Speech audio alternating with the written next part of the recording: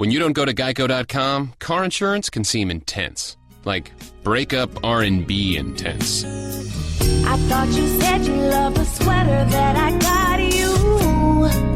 If you didn't, you could have told me. Geico makes it easy. Just go to Geico.com anytime to update or check your policy without all the extra drama. I even had a gift receipt.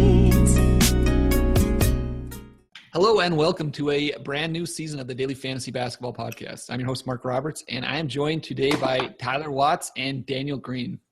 Tyler, welcome back for a new season. How you doing, my man? I'm doing well. How you doing, Mark? Good. How was your summer? Oh, man, can't complain. How was yours? It was excellent. Daniel, welcome back. Oh, fellas, it is very good to be with both of you. It is very exciting, I got to say. Yeah, good to talk. How was your summer, Daniel? Woo, it was hot. In New York City, this was the hottest summer. I think I've been in New York maybe 12 years, and this, I don't know for the rest of you guys, but like this, it was just brutal. The humidity was just a nightmare. So I am very happy to be going into fall, which is, of course, is basketball season, but just to get rid of that horrific heat will be nice. All right. No pun intended when I said heat, Mark. Did you catch that? Miami Heat?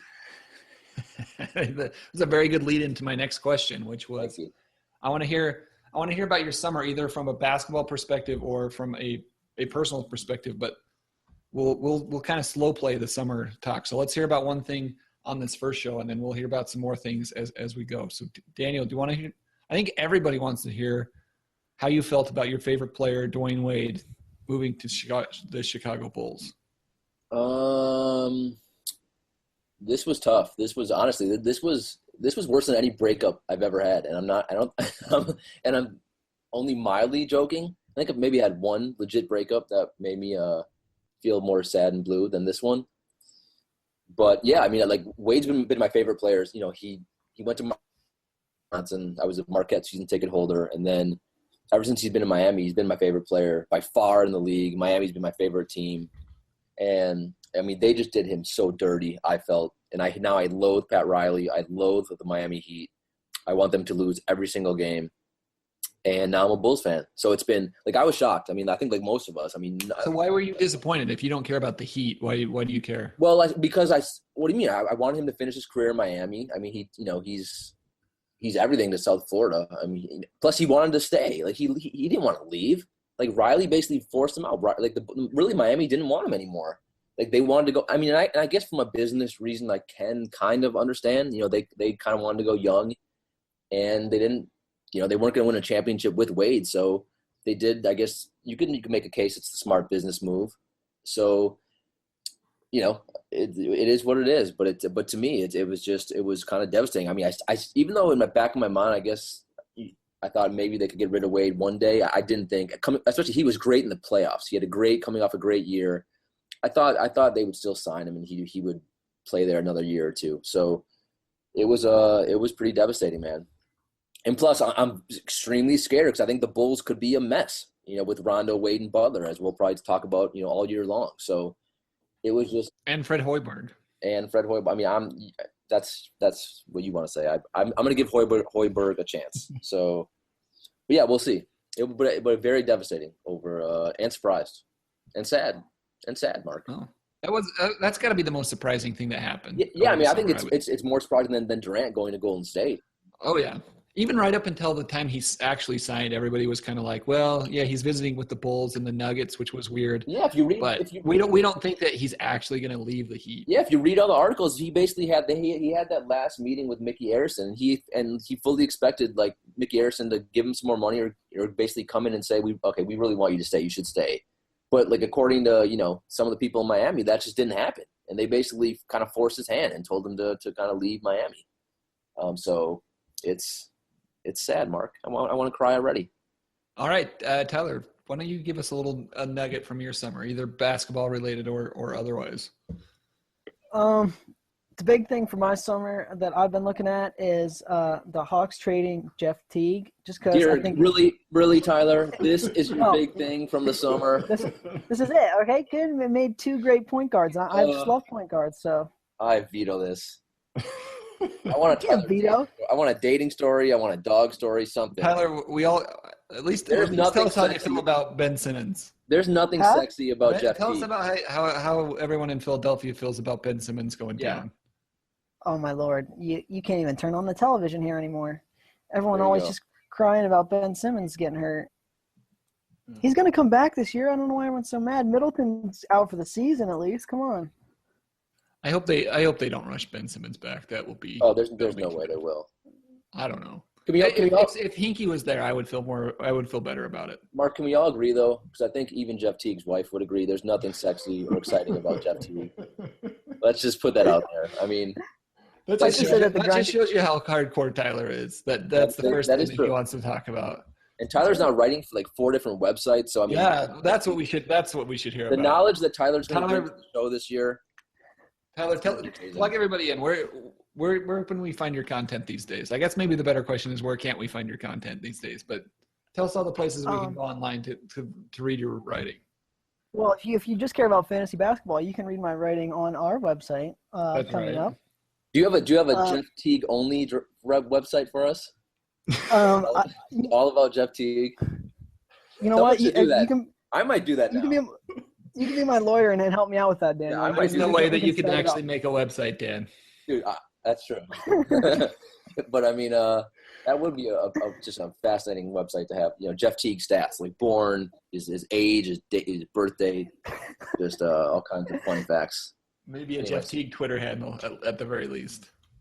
I'm gonna tweet him to listen to the show. By the way, go ahead, Tyler. Sorry. Tyler, tell us about all the stuff you're writing, where we can find you, where we can find your good work.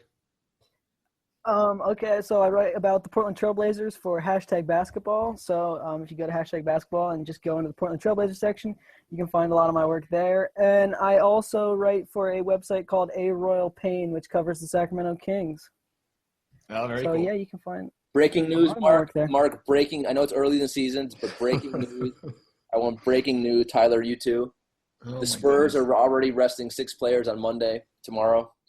Oh my goodness! So- Are you checking status updates for preseason games? I am because their DFS begins Oh. tomorrow for NBA. Are you serious? No, Are you there was playing? already one. Yesterday was there wa- one. Oh, there was Missed it. already one. Yeah, so Yeah. tomorrow's the first day I'm playing. So, yeah, I'm seeing Wade and Butler are going to see 15 minutes for Chicago. That's another big news, right? You get to play DFS again.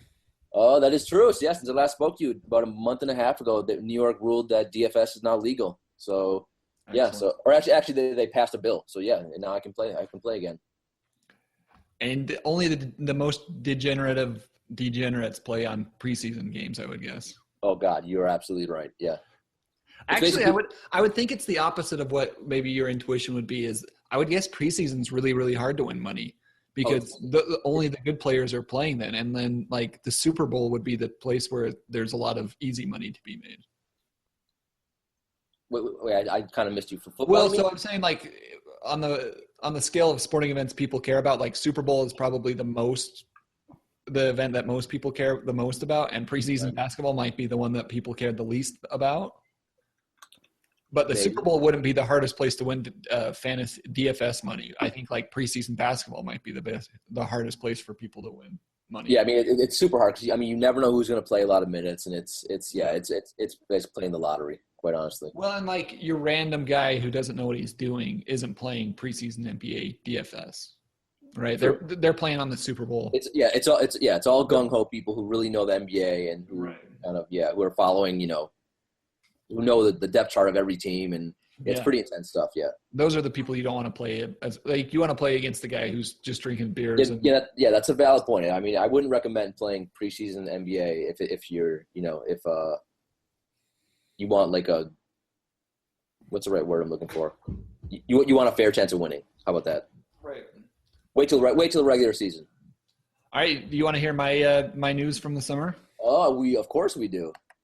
And like I said, we'll maybe share some more as we go. But the biggest news I have is that our website will no longer be a trio of people. It won't just be you, me, and well, both of you and me. What? We're adding. do you mean? Yeah. Who are we adding, Mark? This is big news. Who are we adding? Bombshell. Mr. Kyle McEwen will be joining back on the podcast this year. Very excited to announce. He's not with us tonight. He's got a family engagement, but he will be on the podcast early and often this year. And you'll hear the four of us pretty regularly. So we're excited about that. The original crew of Mark and Kyle are back. That's right. It's a beautiful thing, man. Better than ever. Tyler's here. So we got a lot of good stuff. I guess we can let everyone know, Mark, right? That we are shooting for actually. I know last year a lot of people got mad at both of us. I mean, literally, I had people showing up in my workplace and yelling at me. We ended up. I think towards the end of the year, we're doing 3 shows a week, and this year we're aiming to do 7 shows a week. We're trying to take the irony out of the name. Yeah, so we're trying not to make it an unironic daily fantasy basketball podcast. So all you guys who were yelling at us last year, you guys might get your wish of hearing our ugly voices every day of the basketball season. Probably not all 4 of us every single day, but you will hear some of us every day. One or 2 of us every day. Yep. So that's the exciting news for my summer. I begged and pleaded, and Kyle decided to come back. So we look forward to that. Hopefully next podcast he will be on with us. And I guess the other exciting news that will lead right into our podcast here today, Dan, is there are on the dailyfantasybasketballpodcast.com, there are preseason rankings and auction values, projections for all sorts of different kinds of leagues, for roto leagues, for 8-category leagues, for 9-category leagues, for head-to-head leagues. We've got per game rankings. We've got total season rankings.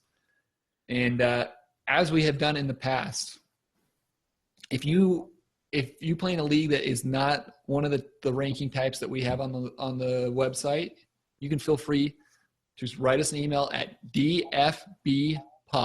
That's letter D, letter F, letter B, pod @gmail.com.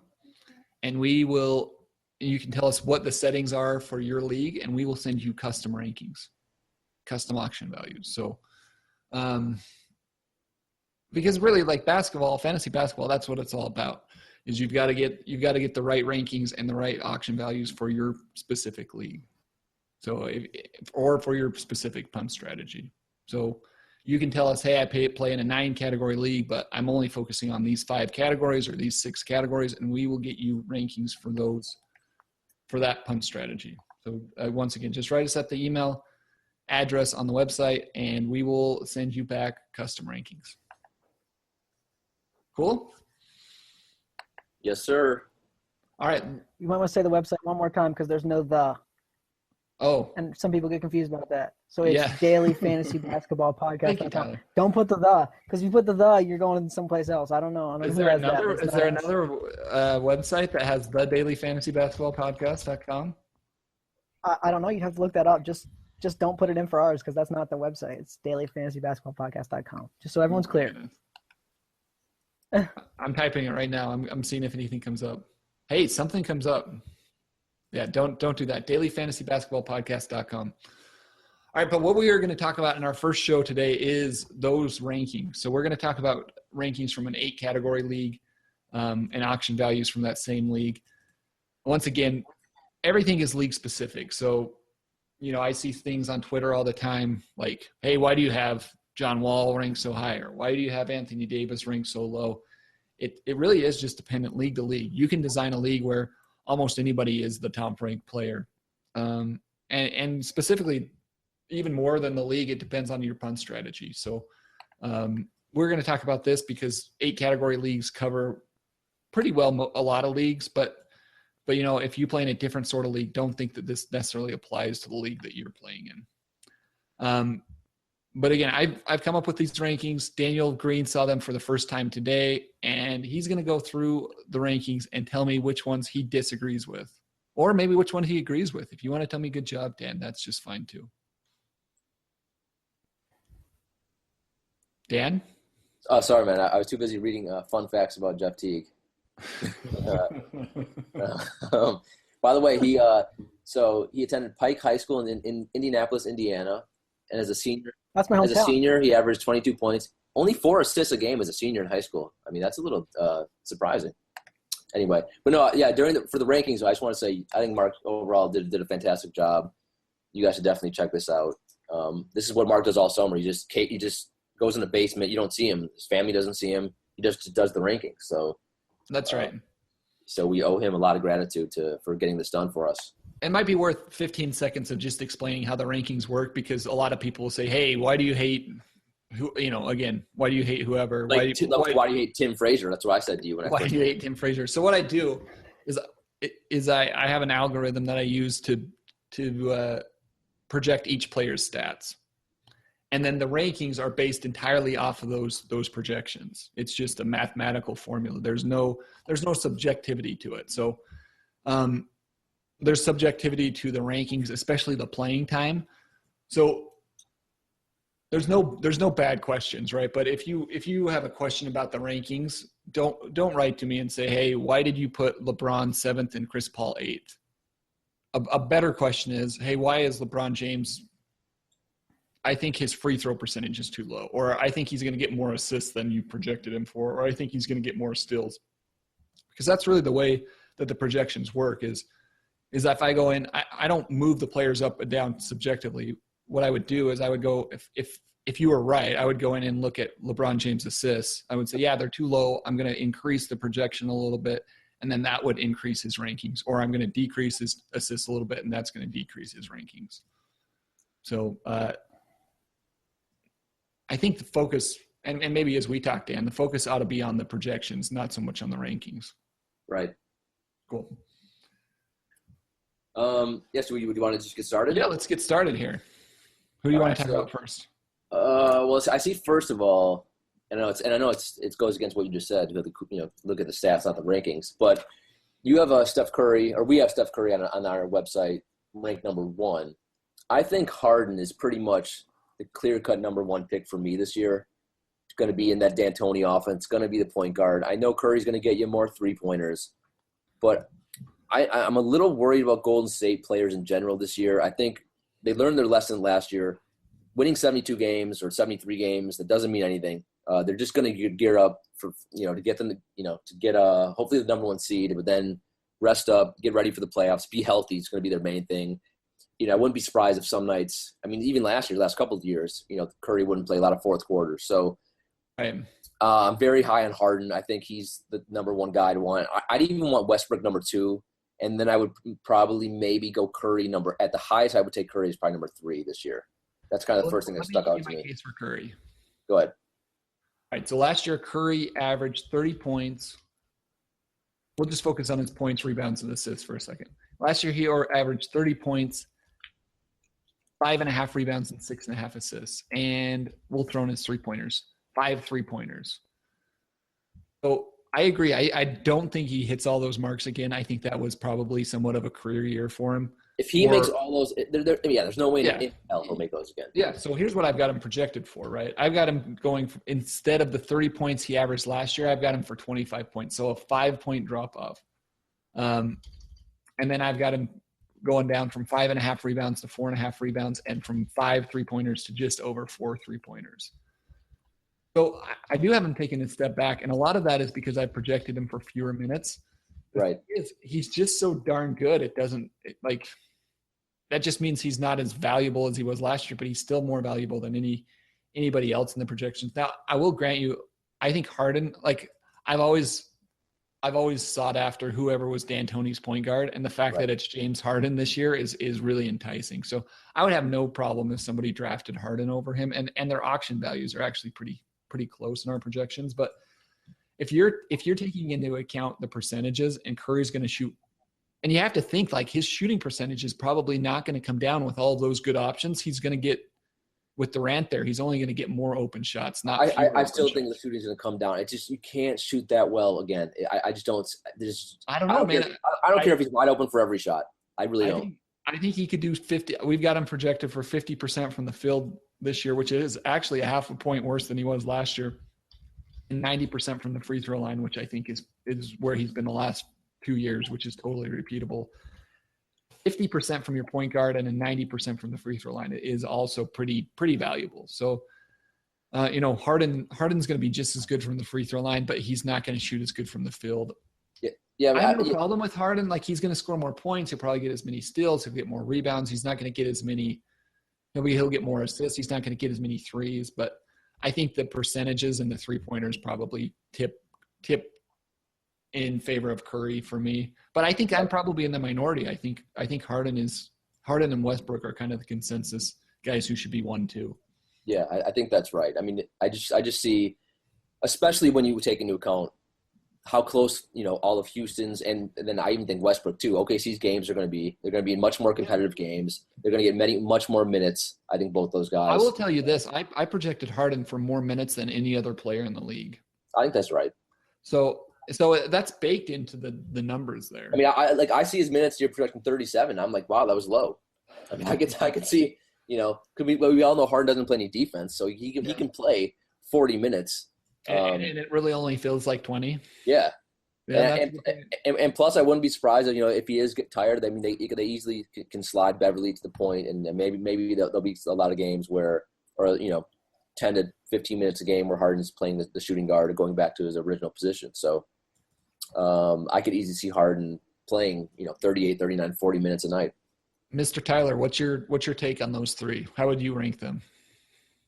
Well, just as far as the minutes go, I can remember when D'Antoni was the coach of the Lakers and he played Kobe Bryant at 34, 35 years old. That was a little different. 48 minutes every game. Only thing I'll say with that, though, Tyler, is that was a little different because Kobe wouldn't let – Kobe basically did whatever he wanted. Yeah, Kobe wouldn't let D'Antoni take him out. So this is James Harden. What makes you think he's going to do anything different with James Harden? He's going to let James Harden do whatever he wants to.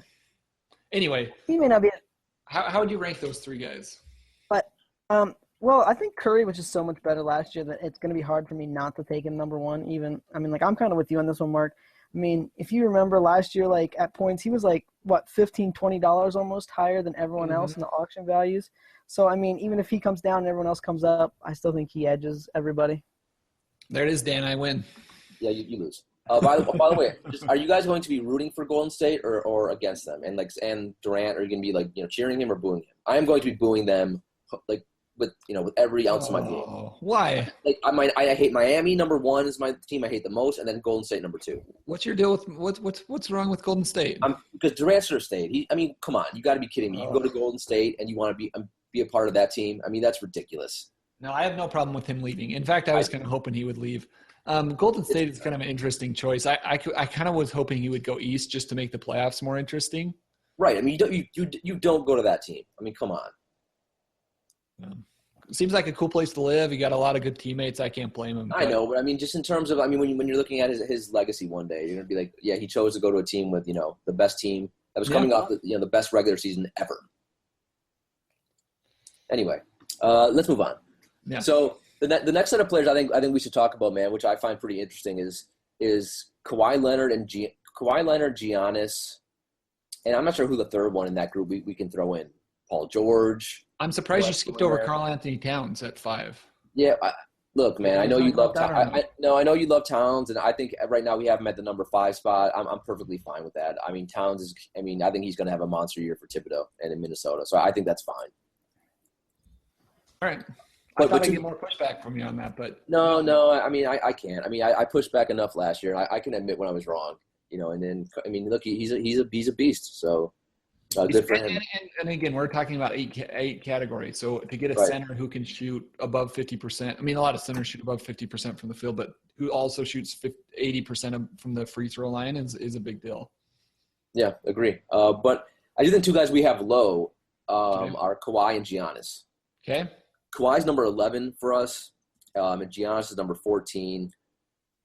At this point, everyone, I think, and I'm pretty sure this rankings took into effect Middleton being out for the year, right? That's right.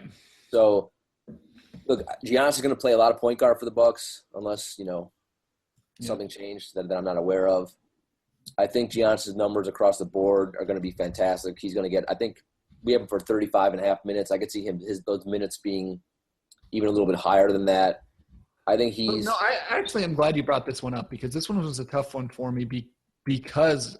The end of last season was so different than the beginning of last season. It's hard to know how to roll that forward, right? Because you don't want to just blindly say, "Oh yeah, he was great for 10 games, and so that's just going to be who Giannis is." Right. But you also don't want to ignore those 10 games, especially when he was so good during those games. Yeah, it's a fair point, but I think you could take kind of two different strategies with Giannis as well. One, if you're talking about upside, I mean, he's got massive upside, right? So, like, if you really – I could see him going as high as, like, 6. I've seen him go as high as 6. I think I saw him go 5th in one draft even. Our Kyle is very, very high in Giannis. Yeah, so I'm a big Giannis fan. I think I drafted him 8th in my first league that I did, and I was really giddy about it. One, because he's just fun to watch as well. So it's always cool when you can draft a player that you enjoy watching. So let me read his stats here, and then you can tell me on each one of the 8 categories whether I'm too low on him or if it feels about right. Yeah. So last year he shot 50.6% from the field. I've got him at 50.2. Too high or too low or just right? I think it's about right. All right. Last year he shot 72% from the free throw line. I've got him for 73.8%. Yeah, that's about right. I think he can get up to about 75, 76 maybe, hopefully. Okay. So last year he made 0.3 3-pointers per game. This year I've got him projected for 0.4. Yeah, I mean, I'd like to hope that that goes up a little bit, but it's going to be tough. It's not going to be like 1 or 2 or something. Yeah. If he can get to like 0.8, that would be great. And actually, not to derail our conversation that I started already, but that's going to always make it hard for Giannis. The fact that he's not a good free throw shooter and the fact that he doesn't shoot 3-pointers, it's going to be challenging. He's obviously good everywhere else, but those two categories do hold him back a little bit. All right, last year he averaged 7.6 rebounds per game. Towards the end, and I'm going off memory here, but I kind of think his rebounds came down as his assists went up, and so I dropped him down to 6.6 rebounds per game. Is that too low? I think it's maybe a little low, but like you know, if he is playing the point, he's going to be on the perimeter a lot more, so that would make sense that rebounds go down a little bit. Last year he averaged 4.3 assists per game, but obviously was closer to like 7, 8, 10 towards the end of the season. Right. I've got him projected for 6 a game. Yes, yeah, I mean, I could see that up around 8 easily. I think losing Middleton hurts here. And that's a different conversation. If he gets that high, like I definitely have him too. But I think I have him pegged for I was counting on about 8 assists. If he really does stick into that point guard role. So, and like you said, that's a big difference. So that's kind of the only category so far that we've not maybe seen eye to eye on. So last year he had 1.2 steals and 1.4 blocks. I've got him for those same amounts. And then, do you disagree with either of those? I think those are a floor. I mean, again, we all know he has freakish arms, right? So I could, if he got two steals a game, that wouldn't surprise me. And then I've got him for 18 points a game. Last year he averaged 16.9. But certainly there's some upside there too. Yeah, I mean, I think 18 is a fair estimate. He does have the upside to give you 20, 22 max. So I mean, I think what you have him slotted for is seems like the assists are the place where he could really be. Yeah, I think what you have. I think your numbers. You basically have his floor. So if we're being safe, Giannis would be. This is like a very safe floor for him. These numbers. I think all of those numbers can go up a little bit. What's your take on the assists, Tyler? I think that's probably where he has the most variability. Well, I mean, I think 6 is a fair estimate. I mean, I'm not going to go crazy and say 8. I mean, that would be doubling his assists from last year, which, I mean, it's possible. I mean, guys have done it. Look at Draymond Green, but kind of more with you on this one. That 6 is probably a fair number. Anyway, so, I mean, if we've got him there, then he comes in at 14. I'm okay taking him at the end of the first round. I don't know if I would go as high as 5 or 6. I think at that point you're kind of drafting him for his ceiling this year. Like you're assuming that he's going to get to 20 points and 8 assists. But I think towards the end of the first round, if some of the other guys that you're more excited about that are more safe, like LeBron and Towns and Anthony Davis and Paul George and John Wall are all gone, I'm fine taking Giannis at that point. I will say this, just for a good crazy stat to support Daniel. Post All-Star break, he averaged 7.2 assists a game. Yeah, and I'll bet if you cut that to like the last month of the season, I would guess it's even higher. Actually, it's less. In April and March was 7.2, and April 7.1. So there you go. He did average 8.6 rebounds post All-Star break too, 1.9 blocks and 1.4 steals, and 18.8 points. I would have guessed the assists were higher, so I guess that makes me feel a little better about putting him only at 6. All right, moving on, Daniel. Who else do you want to talk about? Did you want to talk about Kawhi Leonard? Yeah, I mean, we don't have – you know what? Kawhi is much more suited to the 9 category.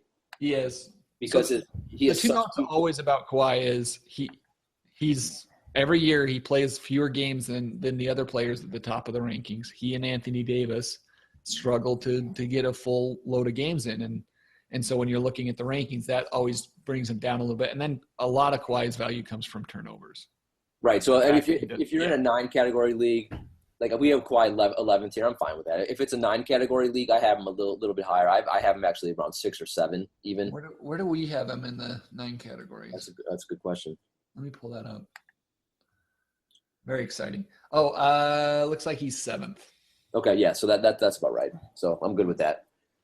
Next, why don't we do a little center talk, Mark? Talk about Mr. Hassan Whiteside. We have a Whiteside at number 18 in our rankings, and I think the biggest issue I will take with this is we have him marked down for only averaging 14 points a game. I think that's extremely, extremely, extremely low. I mean, you're talking no Wade, no Bosh. Whiteside, they just paid him $1 billion. He's going to get a lot of touches, a lot of easy baskets, a lot of easy putbacks.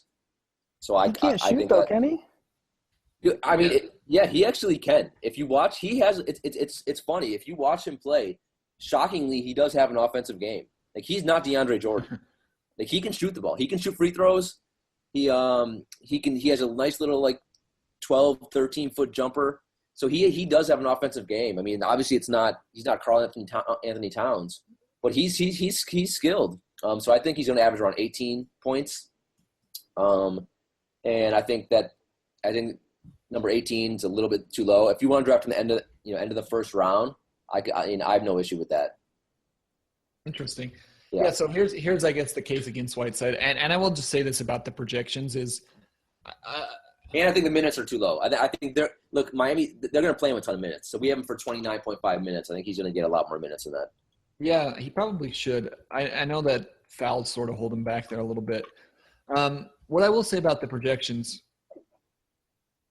you know what, that's probably a good one. Actually, I need to update. What do you think he gets? So that is a victory for me? Yeah, like how many minutes do you think he gets? Oh, he's got to get at least 33. I would be surprised if he played that much. I mean, foul trouble is the only thing that would hold me back. But look, their main goal in life is developing Hassan Whiteside.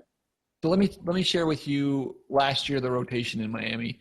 The guy who played the most minutes per game was Chris Bosh. He played 33 minutes per game. The guy who played the second most minutes was Dragic. He played 32.5 minutes per game. Rusell Westbrook played 32.5.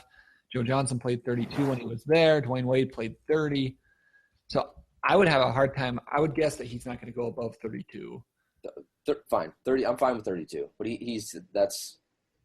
But anyway, so back to Whiteside. So as far as the projections go, and I know this might sound counterintuitive to everybody, but one of the main assumptions of my projections is that a player, for the most part, is just who they are, regardless of the situation.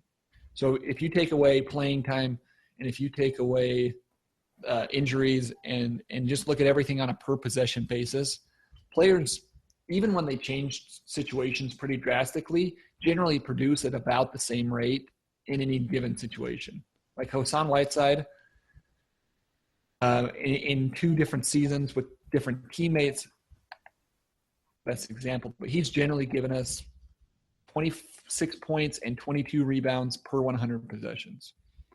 So I don't project any sort of, hey, Bosh is gone, Wade is gone, he's going to definitely get more touches and more shots. Like my projections more just say Hassan Whiteside is kind of who Hassan Whiteside is, and players around him are going to have to are going to fill in and do their thing in the amount of minutes they get. But I don't generally project for any sort of like, hey, he's got a new role type of situation. Usually the minutes take care of that. occasionally those are wrong. And Whiteside, I can see the argument for being one of the cases where those are wrong.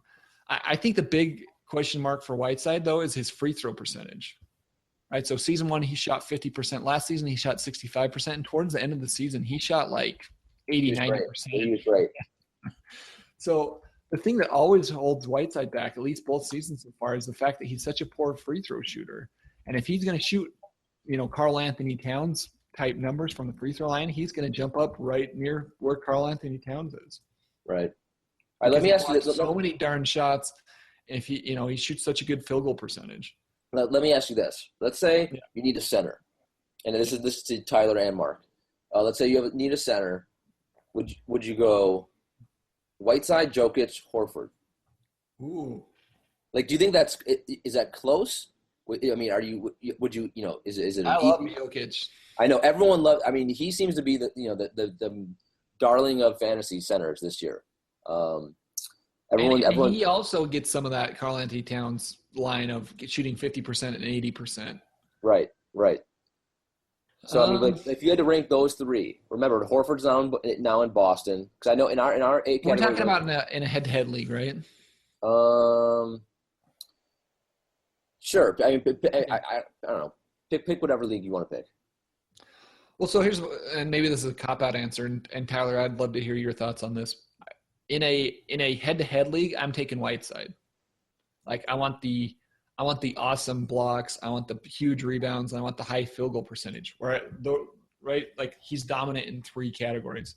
If I'm talking about a rotisserie league or a league where I don't want to punt any categories, I'd probably go with Jokic. That way, I don't have to worry about Whiteside's free throws. He's going to give me solid production across the board. But I think they're close. Like, in my rankings, they're right next to each other. Yeah. What do you think, Tyler? I completely agree with that. I mean, in Roto, just Whiteside, even at 65%, that scares me off just a little bit.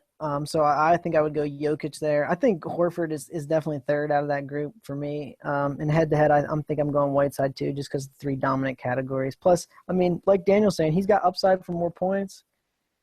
And, I think it could be a crazy year for him. Yeah. Well, how would you rank them? So Dan, I'm guessing you're going to take Whiteside way higher than Jokic. I mean, I've seen, it's just hard for me to be as high on Jokic as everyone else is. One, I think I just like to be contrarian, and I think that's my DFS style. Like, what fun is it to jump on the bandwagon, Yeah. So I will say this: look at on the projections. Yeah. Look at everybody above him, and look how many minutes I have them projected for. So everybody's in the mid to high 30s, except for maybe Curry. He's kind of in the low 30s, and Whiteside. Jokic, I've only got for 27.5. So which I think is about right. Yeah, but there's like they could play him 32 minutes a game. No, I know it's hard for me to argue that. Look, I think he does have upside, and I'm, as much, but I still would go Whiteside 1. I do think Miami. You're right. This is. Well, normally you said, you don't take that into account of who leaves the team, who doesn't. They are going to try to kind of run. Well, we'll see how much they run the offense through him. But I think Dragic is going to have a monster year too. I think Dragic's usage rate is going to be ridiculous without Wade and Bosh. But I do think Whiteside, he could have a monster year as long as he stays healthy and he stays out of foul trouble. So I would have Whiteside 1. Surprisingly, Mark, I think Horford is. I like Horford a lot, man. He's super safe. He's not very sexy. He's kind of like Jeff Teague in that way. Although are you a little nervous about Horford? Like, sometimes these players get to new roles, get on new teams, and then they don't play as many minutes as you're used to.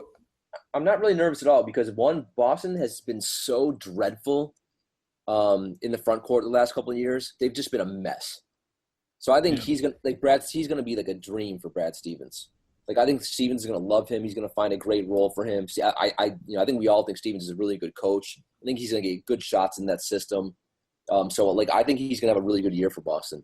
So, I think if you want to draft someone and not have to sweat about it at all year, for me, I think Horford's one of those guys. If you want to get a nice, safe center.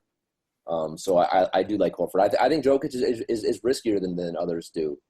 Although I can't argue the upsides there. So. Yeah. No, that's probably fair. I mean, I loved Nurkic this season before, and Nurkic is still there. And if he gets the playing time, like, I think it's a plausible scenario that Nurkic.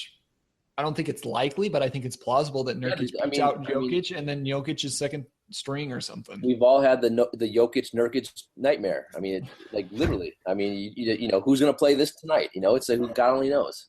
That sounds like a dream scenario. Yeah, I mean, the many nights in DFS, I'm like, which freaking guy is Mike Malone going to play today? You know, so.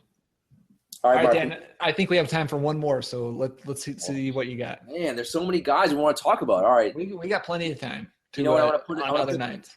Since I know people are probably sick of hearing my voice, I'll put this one to you, because these are three guys who I've thought a lot about. That sounds weird, but I have.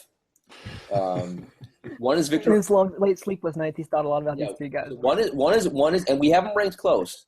One is Oladipo. I'm very intrigued to see how he develops in Oklahoma City. Right. Oladipo, Blake Griffin. Injured almost, God, it seems like he was out the entire year last year.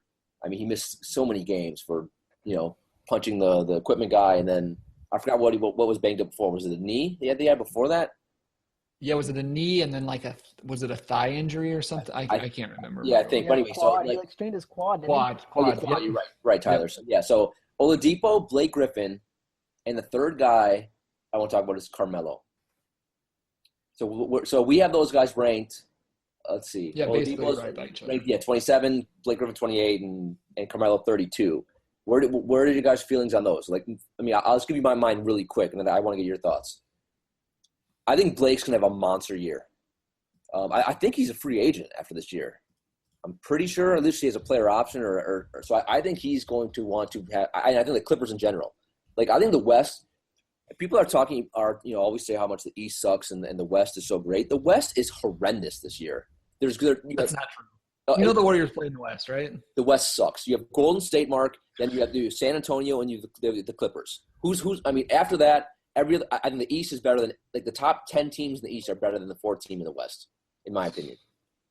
I think the Jazz might be the Jazz are going to be fourth. Yeah, they're going to be. That's your team, man. They're got to be fourth. You know it. Utah? I think Utah has a shot at it.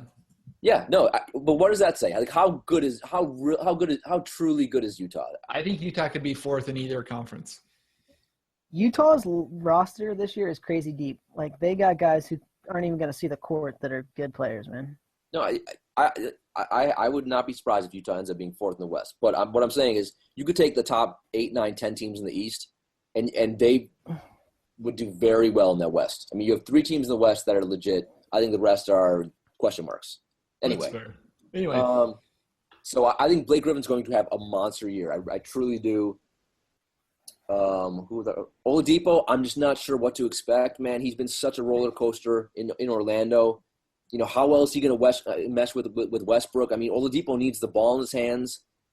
So I think he's got upside, but it's a risky play. And then Carmelo and the Knicks, I think, could be the biggest disaster in the NBA, and it'll kind of be fun watching them get destroyed. If that all goes to crap, which I think it could be. But Carmelo, I mean, why does Carmelo play the Olympics every freaking time? Like, I understand. That's his legacy, man. I understand, like, that's the only time he can get like an actual medal or whatever, or actually win something.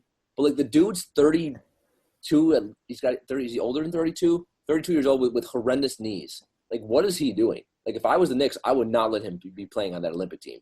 So the Olympics is such suited to his game, though. He dominates. No, it is. But he's a beast. He's had knee injuries the last how many years? Like, so I do not see him staying healthy the whole year, and that's a guy that I am not drafting at all. You love Blake Griffin. Like, how high would you? We've got him 28th. So I think I'd go. I think I would take Blake.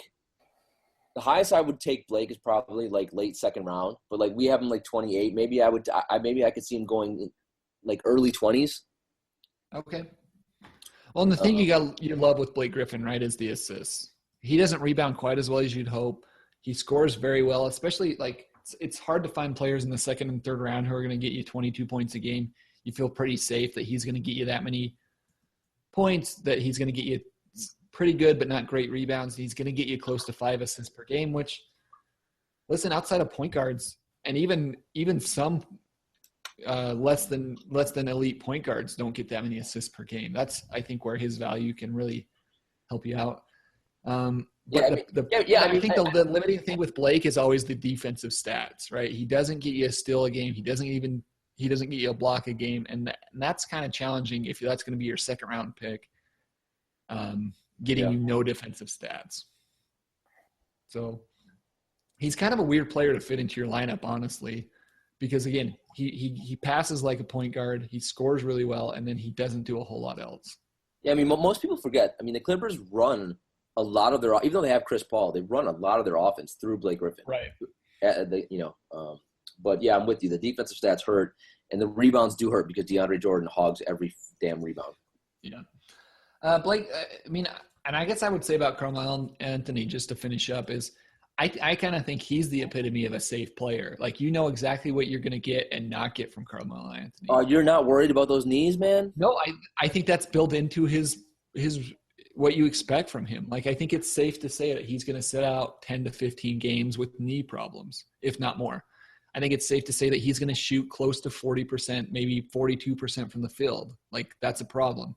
I think it's also safe to say that he's probably going to get 23 points a game, which is really, really good for, third, fourth round value.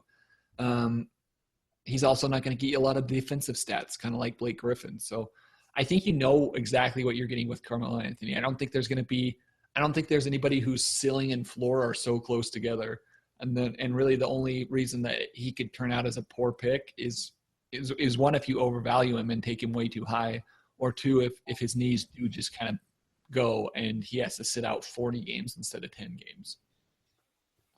The Knicks finally have a draft pick next year, right? I think that's right. Yeah. I think they finally do. They have no bench this year, so they need it. Yeah, I mean, I guess the good news is that Carmelo Anthony's like the second healthiest player in their starting lineup. Dear God. Because they've got Rose, they've got Joakim Noah. I guess Courtney Lee's pretty healthy. He does pretty good. And then Kristaps, who, by the way, where is he in our? Oh, he's pretty high in our rankings. Yeah, he's like 23rd. He is 23rd. I love me some Kristaps, that's for sure. Mark wanted to talk about him. Go ahead. I was going to bring him up, but I decided to go Carmelo instead. He's really good. I mean, I don't know what else to say. He's going to block 2 shots a game. He's going to get you over a three-pointer half a game. So, I mean, you guys, I agree. I take it you agree that he's a late second-round pick is fine for Kristaps. Yep.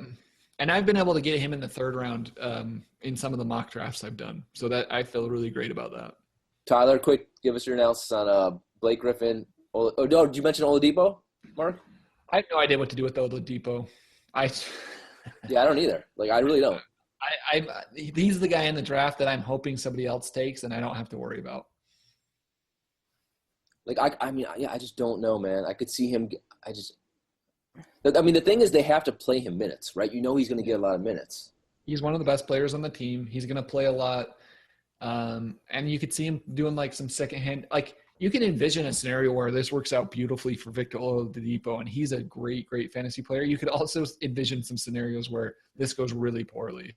Well, right, just because he needs the ball. Yeah. All right, Tyler, what's your take? Send us out. Here's the crazy thing. I watched a lot of Magic games last year, and in most of the games, even when Skiles would bench him, I think Oladipo was their best player.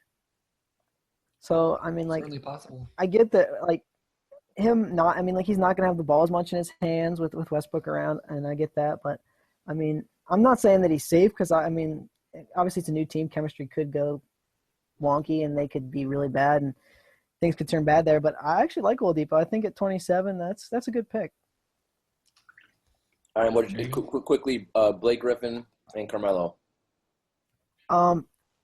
I think Blake Griffin and Carmelo, I mean, just kind of what Mark said, they're two guys that – you just love Mark. You're just going to say whatever Mark says. Okay. Here's the thing about Blake Griffin, though. Like, I would take Blake Griffin over Carmelo just because I could see a situation where they try to play Carmelo a ton of minutes because that bench is not good, and his knees break down, and he plays like 30, 35 games, and that's it. Especially on back-to-backs. Yeah. All right, so Kristaps, would either of you draft Blake over Kristaps? No, negative. This is like a no halftime challenge. Just screaming. Blake versus Kristaps. I'm all over Blake on this. I mean, I think Blake could be better in the games that he plays, but I don't know that Blake plays near as many games as Kristaps. I would take Kristaps in 100 leagues over Blake Griffin. Out of 100. Yeah, no. Season long, I agree with that because like I think Griffin could play like 60, 65 games, and I mean that's a lot to miss. Blake's not going to get hurt again. He swore to me he's going to be healthy this year. There you go. He promised me. You buried the lead. He blew up your cell phone. He said, it's a contract year, Dan. I will not get hurt this year. I'm not punching anyone. Except maybe DeAndre Jordan so I can get some more rebounds. All right, real quickly, Mark. Yes. One player. Okay. Is there one player? You have one player you're most intrigued to watch this year on the rankings, or just on the rankings that's stuck out to you? The same with you, Tyler. Yeah, go ahead, Tyler. You go first. Oh, you guys sprung this on me. I didn't know this was coming. All right, you want me to go first? You guys know who I'm going to say. Who's that? Okay, go ahead. This guy is going to be a top 50 player the first 2 months of the season. Right now we have to fix our rankings because it's not accurate. Tim Frazier. Drew Holiday is out, dealing with a horrendous situation. Hopefully everything's okay there. This is the hottest hot take I've ever heard from anybody. I don't know why this. Look, Tim Frazier is going to step into the Pelicans starting point guard role the first couple months of the season until Drew gets back. And I think he's going to put up very similar numbers to Drew Holiday, who would have been about a 50, 60, ranked in the 50 to 60s. Yeah, but they're not the same. It's not a running back in football. Like they don't just plug in. I am telling you, Mark, Tim Frazier. I'm super high on him. I think if you want a guy, the problem is how to gauge this in the draft, right? I mean, he's only going to play, be a starting player for those first couple months. Then once Drew gets back, all bets are off with him. So it's hard, to figure out where you want to draft him. But he's going undrafted sometimes. So if you can steal him late in drafts, he's going to be a killer for you those first couple months. So I highly recommend, picking him up. Boom. All right. There you go. I challenge you to beat that hot take, Tyler. Mine's not so much a hot take. Okay, this is a guy I just want to see how he plays. I think there's a better chance that Tim Frazier's in the D League by the All-Star break than a top 50 player. You watch your mouth, young man. And I'm telling you, he's going to make me so much money in DFS. I'm so giddy to play him while his price is low. All right, let's hear what you got for us, Tyler. Don't say Jeff Teague.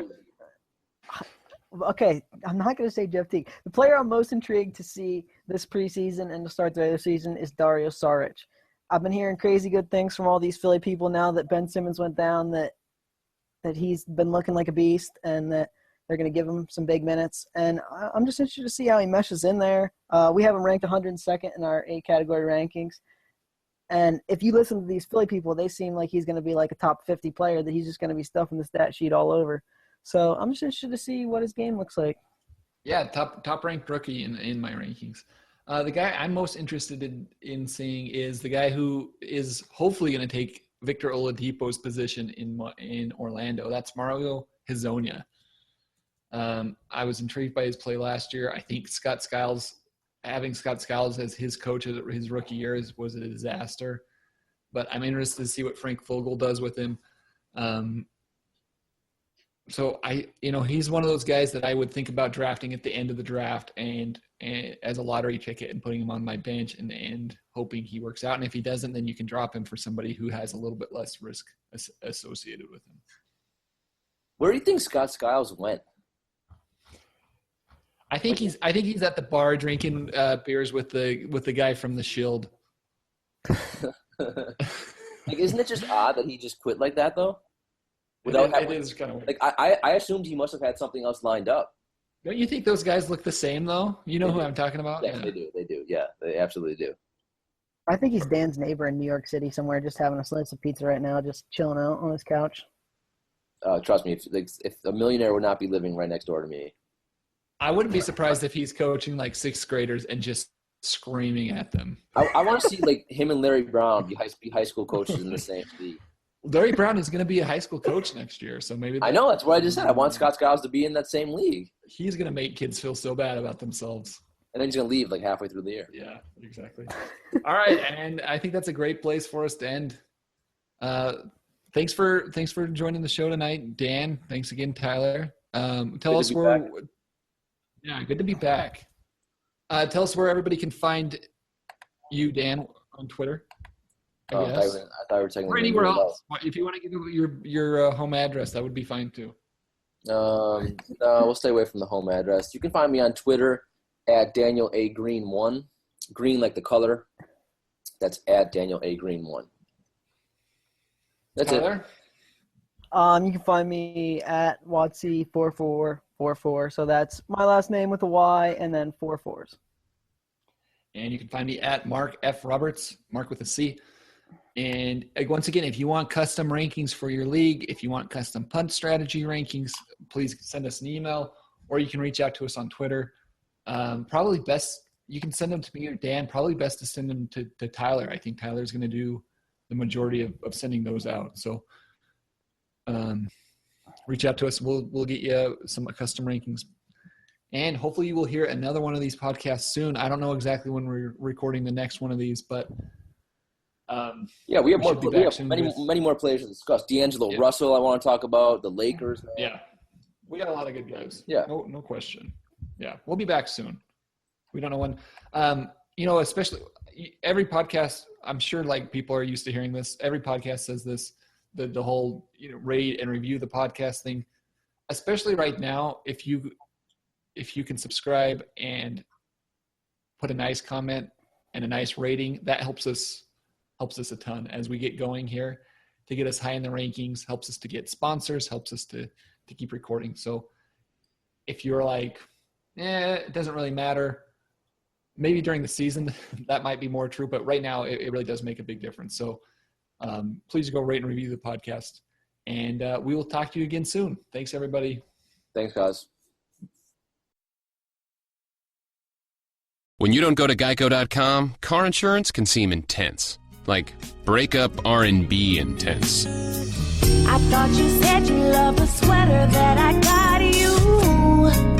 If you didn't, you could have told me. Geico makes it easy. Just go to Geico.com anytime to update or check your policy without all the extra drama. I even had a gift receipt.